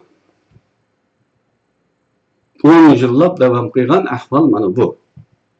Tilimizni bu tilning da'vatchisiman da'vatgan bir odam o'zi cheklamoqda. O'zi qaytarmoqda. O'zi kulkilik mavqega tushirmoqda. Masxirlik holatga tushirmoqda. Bu bir davlatning, bir hukumatning bayonoti bu. 10 yillab ko'tarib yurgan bu tamg'a haqida buni anchiki ish degichilar da'voga aloqasiz odamlardir. Ular uchun Sharq Turkiston da'vosi bir orqa manzara yoki bir dekoratsiyadan boshqa narsa emas. Ularning asli da'vosi tamamen boshqa. To'salg'i bo'lmagan erkin dunyoda izzat nafsimizning bir yansıması, eksitişi bo'lgan millatimizni Sharq Turkiston nomidagi hukumatda asos qonundagi bir modda bilan qonuniylikni muqimlashtirilgan turg'uliqni qo'g'dayolmasak, avarolmasak bo'ladi. Endi yana ana tilimizning qanchalik masxar nishoni bo'lganligi, o'yinchiq qilganligining haqidagi bu misollar qarang. Fakat bu birli tamg'ının gibi emas. Ko'rdingiz bu bayonotni. O'qing bu bayonotni. Bu Sharq Turkiston surgundi hukumatining ish qog'ozi, qarindoshlarim. Ish qog'ozining eng tepsidagisi Uyg'urcha xat. Ya'ni bosh ministrning zamniyatligi bo'yicha Uyg'urcha xat. Mesxir emasmi bu qarindoshlar? Ona tilimizni petiqlash emasmi bu qarindoshlar? Nima bu mesxir bu? Biz mushularning hammasiga sukut qilib ancha ishlaydigan bo'lsak, nima qilamiz? Yana nimani da'vo qilamiz biz? Yana nimani da'vo qilamiz? Milliy sezgurligimiz bo'lmasa bizning. Davlatchilik elimizmi bu?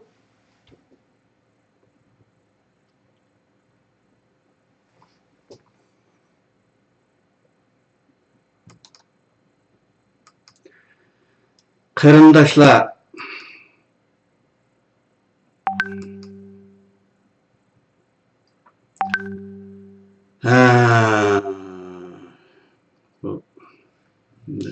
ketdi.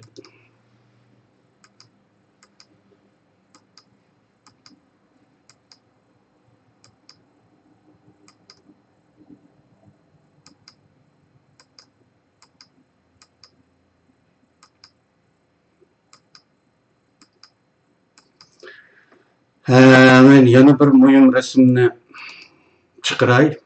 Eng muhimini men chiqardim debdimi? Yo'q.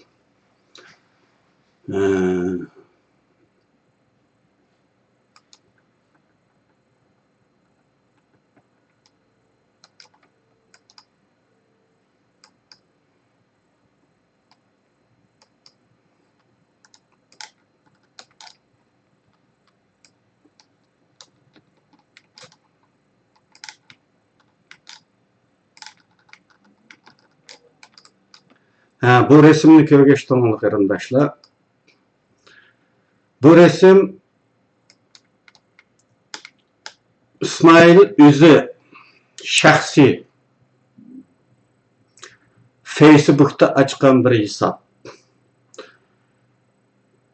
Sharq Turkiston parlamenti nomida ochilgan ve bunun bu ismini Uyg'urcha emas ve bunun ikinci abzasida ko'ryapsizlar. Çin'nin Sincan Uyghur Özerk bölgesinde degan iboralarni ko'ryapsizlar. Buningga turkcha bilishmi bek zarur emas, bunchilikni bilalaysizlar. Çin'nin Sincan Özerek bölgesinde. Nima degan gap bu qarindoshlar? Bir bosh ministr deyapti buni. Odatdagi bir soltek demayapti, bir bosh ministr deyapti. Sharq Turkiston surgun hukumatining. Sizlarning vakilinglar deyapti buni. Mush odamlar agar vakilimiz bo'lmaydi deb tursanlar, sizning vakilinglar uni deyapti.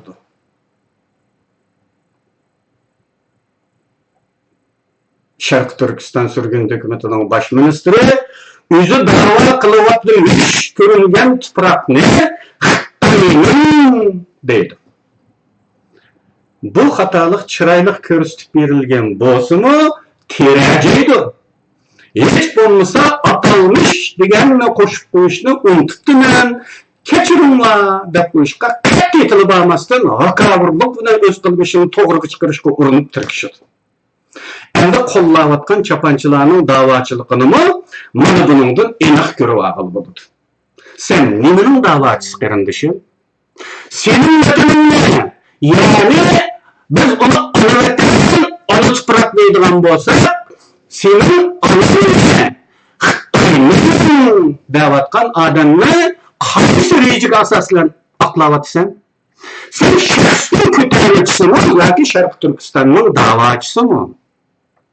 Eğer sen arzunda da'vatgandek Sharq Turkistonning da'vochisi bo'lsang, u sening nomusingga tegayotir. Ammo sen buningga chidayotsanlar emas, uning chapay yapayotsan. Qani sening nomus aring? U sening onangni Xitoyning demakda. Bu qanday manqurtlik? Yuqorqi qilmish 10 yillardan buyon takrorlanib kelayotgan ekan, u qaysi qonunga uyg'un edi? Bizga hada qonunni tashkil qiladi bu adam. Qaysi qonun? Qonunchilar. Bu qaysi qonun al? Qaysi qonunga uyg'un? Qonun sening eski chopiningmi? Yağmurda dalda qilishga kerak bo'lsa, darhol kiyib edib, sana egri tushadigan havo bo'lganda orqaga tashlaydigan eski chopanmi bu qonun degan. Erkak bo'lsan, qonunni hamma yerda tatbiqla. Qo'limiz ko'ksimizda, bo'ynimiz qildi bog'laqlar. Bo'lmasa unda 200 lim bo'lma, qo'sh o'lchamchi nomardlikni qo'y. İsmailning da'voga aloqasizligini yana shuningdan ko'rib olishimiz mumkin. Men yana bir resim ko'rsatay to'g'ri buningdan boshqa. Yana bir resim.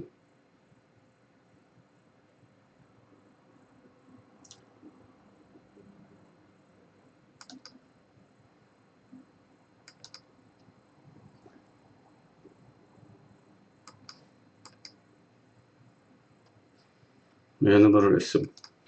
Sabr qiling uni chiqardim desam chiqmabdimi?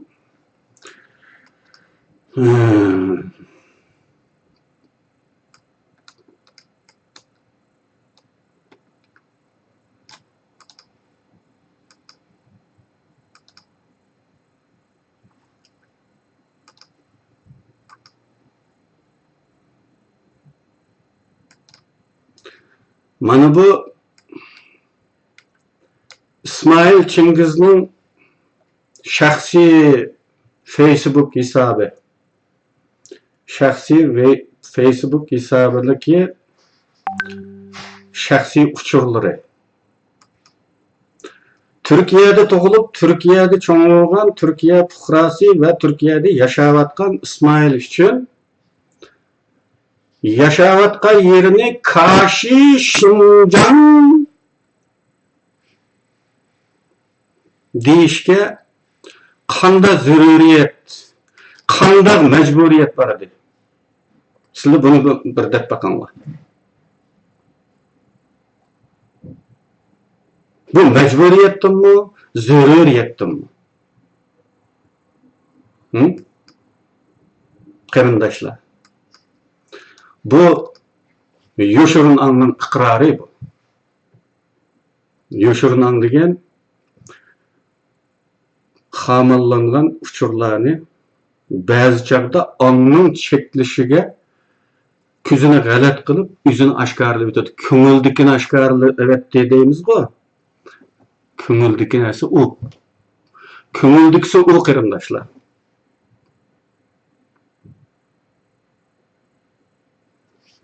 Biz emmesiga pakit göstip deyapatymyz bu meseleni. Şuňlaşqa bu ýerde bizge her qanday ýaly ýapadigan, her qanday töhmetde goýdygan jogaplar küçke ege emas. Endi bu näme bu? Mawu. Bu İsmail Facebook'ta ilan kıygan bir töwname. Ben bunu töwname dep atadım. Bunun en ahirki kurulurda Enver Yusuf Turani, Ahmetcan Osman, Ablacan Leyla Naman, Mukaddes Nur katarlık isimlerini sanaydı. Ve ulardan halallık isteydi. Nemi degen gep bu? Bir başminister kılavatadı bu kılıkını. Enver Yusuf Turani 2009'da hükümetinin kollektif bir kararı, müzakeresi ve arkadan kararı bilen hükümetinin kanunundaki ma'lum maddelerine uygun halda hükümetten çıkarılgan. Merdud. Ahmetcan Osman bultur yana hükümet azalarının kollektif avazı bilen karar bilen kanunlara uygun halda hükümetten çıkarılgan. Başka bir neçesi mi şunda? Endi ulardan halallık isteymen degen gep. Nime degen gep boladı bu? Bu karar hata bolgan. Toğu kılımen degen töwname bu. Bu karar hata bolgal bolapdy eken. Men başkalarının keyini kirkitip kapty ekenmen dep özünün şahsiyeti üçün muşkun muşayilde özünün beşiği kelgen bu emeldin kurup geliş kısmetinden hasretlenip şahsi üçün hükümetten vazgeçivatydy. Hükümetinin kararlarını hata çıkarıvatydy. Ve onu efsunarlık hesaplawatydy. Ve bu hükümet kararı bilen çıkarılganlardan epos urawatydy. Başministerdeki sapa bu. Kırımdaşlarım.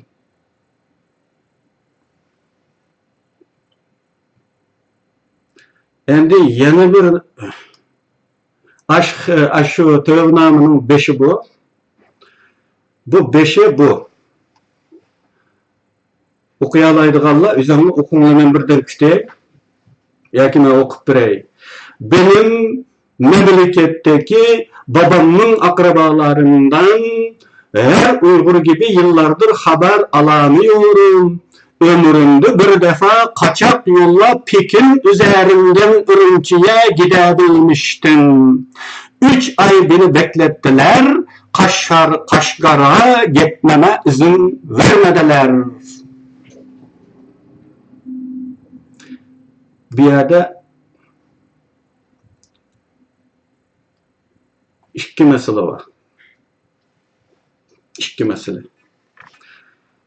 Kaçak yol bilen Beijing arkalık Ürümçi'ye ketkendim degen bu cümledeki kaçak yol degene kanunsuz yol bilen Xitay çygyra kontrolleriga körünmesden pasport kontrolleriga yolukmasdan degenini bildirdi. Kaçak yol degen. Bu akalli bir savak bu kırımdaşlar. Qandaq ekan, bu yerda çataq näde deseniz, bir-biri bilen çaڭlaşıp ketadigan, çaqılışıp qaladigan, qısqa yol tutuşup dese paras-puras o'tib ketadigan topning şunun oqşab bir-biri bilen qarşı qutupdek chiqishamaydigan masala şu ki, agar İsmail qaçaq yolu bilen kesse, Pekin üzerinden ketkili olmaydı. Himalaya tağlardan eşip düşmek lazım. Saqçıga görünmeye kiriş için. Beijing arqalı degендeki Beijing'e fakat aeroplan bilen tushkun bo'ladi Turkiyadan mangan bir adam üçün yoki quruqliqdan mangan bir adammi Beijing'e qaçaq baranmaydi. Beijing'e berish uchun nurg'un yerni tashkil to'g'ri keldi. Shuni Beijing'e fakat uçaqdan baradi. Uçaqdan tushgandan keyin u yerdan qaçaq chiqqili bo'lmaydi. Mümkün emas. Çünkü o Beijing onun için natunuş. Natunuş bir şehirde ölçeğini bilmegen bir aeroporttan kaçak pasport kontrolüne yoluqmasdan çıqqılı olmaydı. Demek bir yerdeki kaçak yol degeni nima için bunda deb yurdi bakadım baka? Kaçak yol emas, pasportu bilen beriplik yani. Pasport bilen. Kaçak yol oluşu mümkün emas. Bunu hemmanlarının aklı kabul kıladı. Beijing arkalık Ürümçi'ye garip demiş. Ma yalganın birinci yalgan bu. 3 ay beni beklettiler. Kaşgarga ketişimge ruhsat bermediler. Degendiki çatak. 3 ay. Bu İsmail'nin yüzünün deyişi. 3 ay. Ama bazılarının deyişi 6 ay. Ürümçi'de muhacirlar meymanxanasida yatıdı. İsmail Çingiz muhacirlar meymanxanasını Şarkı Türkistanlık kırındaşlarının köpünlü bilisiler. Çettellikler yatıdığan intayın kımmet meymanxana. Bopta 6 ayını mı? Demeyle, yüzünün itirabı boyunca 3 ayını değil. 3 ay. Bu İsmail milyoner mıydı? Ya ki dadısı milyoner mıydı bunun? Bu bir sual. Bu sual tug'dirdi fakat. Qag'inini o'zingni muloyiz qilasizlar.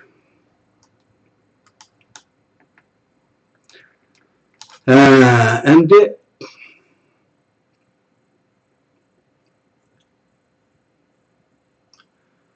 menimcha yuqoridagilarga yetarlik bo'lgan. Endi yana ba'zi deyishga tegishli bir necha masala bor deb aytaylik. Ana bir qachilik ulab ketsin deydigan gapimiz bor. İsmail'ning da'voga aloqasizligini yana shundan ko'rib olishimiz mumkin. Odamlarning siyosiy va axloqiy safosi bilan hisoblashib o'tmasdan o'ziga yaqin bo'lish sharti bilan hukumatga kirish. Balkim bularga paket talab qilsizlar. Shuning uchun men buni chiqaray. Mana bu tizimlikning eng tagidagi Abdulg'afur Qaraxon. Bu adamni bilasizlar, bu adam Sabir Bog'da. Sabir Bog'da degan Xitoy elchixonasi parda aqsi turib Uyg'ur savdogarlar jamiyati, sanoatchilar va korxonachilar jamiyati degan bir jamiyatni bu Sabir Bog'daga qurdirgan. Buni Türk medialari shu vaqtning o'zida bu jamiyatning aqsida Xitoy elchixonasi bor, Xitoy istixboroti bor deb xabar bergan. Mushundaq bir jamiyatning qurg'uvchi a'zosidan birisini İsmail hukumatga kirdi. Mo'g'lajg'inida. Hatta O Türkiye'de durup bu işlerini bilmepti. O Türkiye'de durup bilmepti. Ama biz bildik bunu. Biz bunu tepip çıkkandan keyin bu meseleni yana öz içimizde çıraylı hal kılaylı dep WhatsApp topumuzga koyduk. Aşkarı taladı ilan kılmadık. Bunu koysak İsmail izçil talaştı. Deydi ki bu adamı müstakillik isteydiken, müstakillik isteyenlerdi bizden kapımız uçuk, bu bizden siyasetimiz. Ama ya. Ya Allah, külüp gitsiz bununla. Bir misal. Siz bir oğrunu ambanın içinde tutup aldınız. Ambanın içinde. Menemde bu oğru çokum 40 min xil neyren bilen özüne aklaydıganга çokum sebep tapalaydı. Eletmenullah önüme tutulup kaldığım ras uğuluk çeken demeydi. Bu insanın mahi taşındağının bu. İnsan hemen özün aklaşka tırışıp bakıdığan gibi. Ay ambanın içinde tutulgan buluşup karamay, bu bir bahanını tepip, özünün aşağıda buluşunun hiç kandak yaman niyetin emaskenligini demdo dememdi, deydi. Siz bana endi kaysından düşünürsünüz? Onun ağızdan çıkan lakkı işinemsiz, yaki onun turuşluk ornunun amba ekenliginden ibaret bu pakit kişinemsiz. Kays hulasıga kelesiz? İsmail'in bu aklaşlarını, bu kösetken bahanalarını nime dep bahalayımız? Şunu ben bilemedim. Bunu akılsızlık deyimiz mi, savaşsızlık deyimiz mi, karakosaklıktan boldu deyimiz mi, yaki siyasi hoşarlıkının tüvellikinden aşında bop kaldı deyimiz mi? Nime desek deyli, bu adamı tırışıp akladı. Ahirki neticede bu aklaş akmadı. Akmagandan keyin ana kılıdı. Zaten bu adam hükümette yoktu. Onu hükümetke ekirgen emas. O sırt etti. Dep bunun tanıdı. Çokum ki biz kösetken pakıtıldım mı tanıdı. Ama o paketende onun kanda tanıdı bilmeymen. Yani bir amal tapadı. Huddelki ambarı tutulup kağa oğruk okşaş. Yana bir amallarını kılıp yüzünü aklaşıp duruşu mümkün. Ama kırındaşlardan tarafımız pakit hürmet kılış mümkün ola kırındaşlı. Hiç olmazsa. Pakit kıl.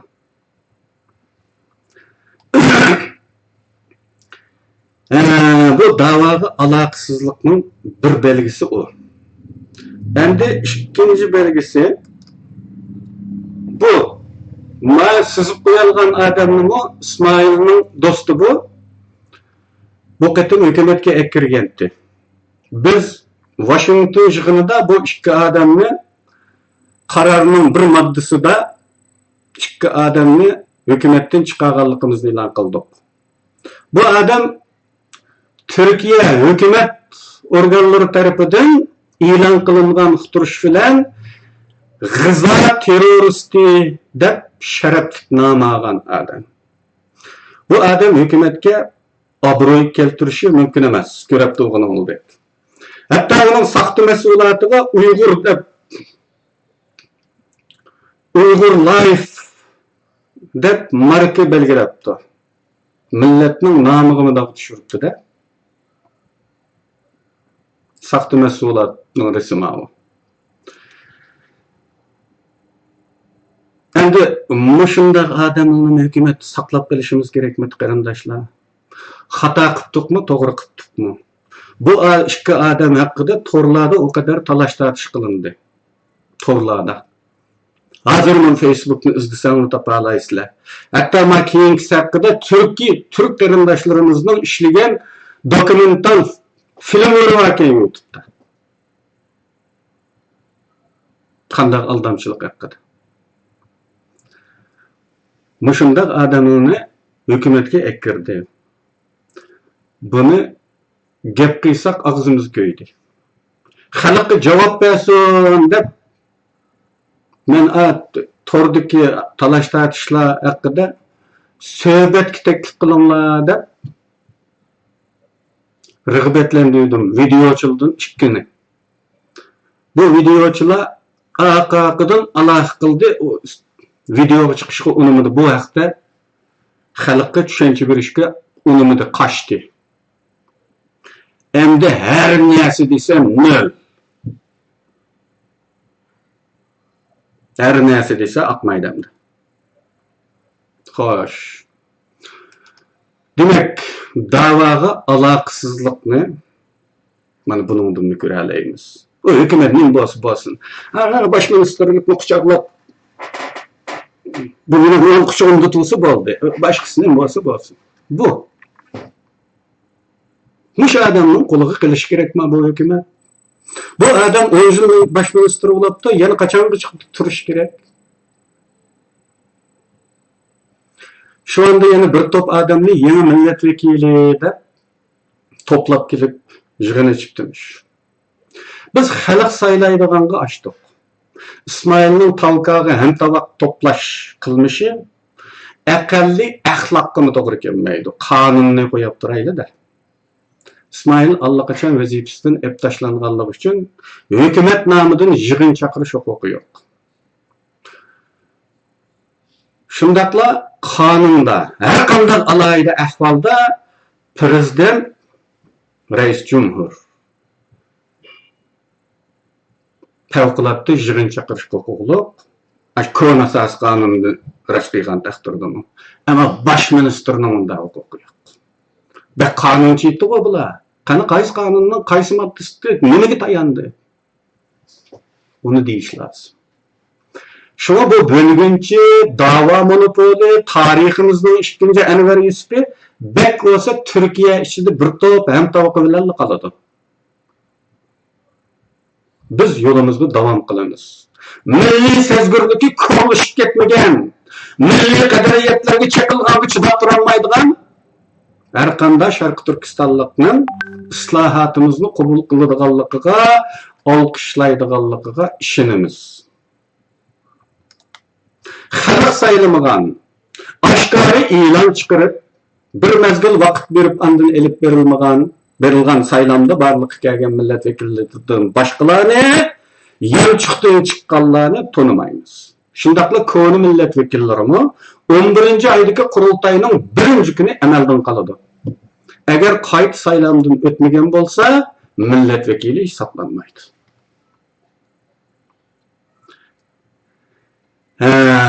16. sual. Amerika'daki yığın jarayonida deyildimi yoki keyinmi burunmi aytavr ba'zilar o'tmishdagi xatolarni surishtirmay oldimizga qarayli. Bundan keyin bunday xatolarning bo'lmasligiga diqqat qilsak bo'lmadimi debdiki. Qaramoqqa bu to'g'ri gap. Nima uchun bunday fikrlarga e'tibor qilinmadi? Javob. Bu qarash nazariya jihatdan tamamen to'g'ri qarash. Mende hükümet kurulması kanun nizamlar hakkında ıslahat elip beriş niyeti bağlı olsun mu? İsmail'le vazifesinden elip taşlaş niyeti asla bulmadan. Allah güvah. Yukarıda resimlerde gösterilgen hatalarının nurgunu ötmüşke ait idi. Şuna bugünden yani Muğla yığınıdan kaytıp gelip ma'lum mezgilden keyin başlap bunda hatalarını tekrarlamaslık için men Uyghur tili nuqtasidan hükümet hüccetleri bayanatla bir tahrirning qo'lidan o'ssin deb bir tahrir ko'rsatdim. Hükümet nomidan haliqidek kulkuli narsalarni e'lon qilsak, ayib dedi. Nereden bilay? Bu İsmail'ga yoqmadi. Yoqmadilar emas. Deb mana baş ministerning huquqi haqidagi moddalarni kopiya qilib yo'llash bilan qilmay, mening ayib deganimni o'zigilla elib olib, baş ministerga haqorat qildim deyishga boshladi. Bir necha chapanchi o'zining nimani qo'llayotganligini taqiqi bormasdan, uni qo'llaydiganligini bildirdi. Qarindishim, sen ona tilinin depsendi kılınışını davamlaştırışını kollavatkanlıkını bilemdin, bilip durup kolladın mı, ya ki bilmey kolladın mı? Yani İsmail buludu, hatalarını tekrarlamaylı. Dizili tutuduğun işe bunçilik tersalık kılıp, kutup şekillendirdi. Hatta parlament topumuz işkiga bölüngende İsmail derhal bu topni, yani bölünüşünü kolladı. Bu halde biz nima qilishimiz kerakdi? Yenilaşqa qarshi, tuzitishga qarshi, intizomga qarshi kuchlar islohotning oldini to'sganda nima qilishimiz kerak? Ya bu tartibsizlikning davomlashishiga sukut qilib, saylanga ko'nib qolganlarning payadisida nima bo'lyotidi, nima yanglish ketyotidi, nima chig'irdan chiqyotidi, nima da'voning ana prinsiplarini depsand qilyotidi, karingiz bo'lmay, heliqi yo'g'on mansabni quchoqlab, boshqasini bo'g'ini bo'la deb ütüyvermek yoki to'sqinliklarga ko'ksga ermakdan boshqa ikki tanlashga duch kelasiz. Muşnundan ibaret ikki tanlashga duch kelasiz. U holda men yuqoridami degandek, menda saylanga ko'nib qolish, biror mansabdan non tepib yeyish yoki biror mansab bilan uyg'onishdek odatmi, intilishmi yo'q. Bir kun bu mansabda bo'lsam, shu bir kunda cheliqqan tartibsizliklarga qarshi kurash qilaman. Sözümni aqtirammasam, qo'rq o'stanga mirab bo'lib o'tiravermayman. Istiqo beraman. Mening gapim tamom. Hammalarga rahmat. Vaqtinglarni jiqrat ep qo'ygan bo'lsammi, kechiringlar. Fikrlaringlar bo'lsa, o'xshamagan ko'z qarashlaringlar bo'lsa, mana shu videoning ostiga yozsanglar, men keyin javob beraman.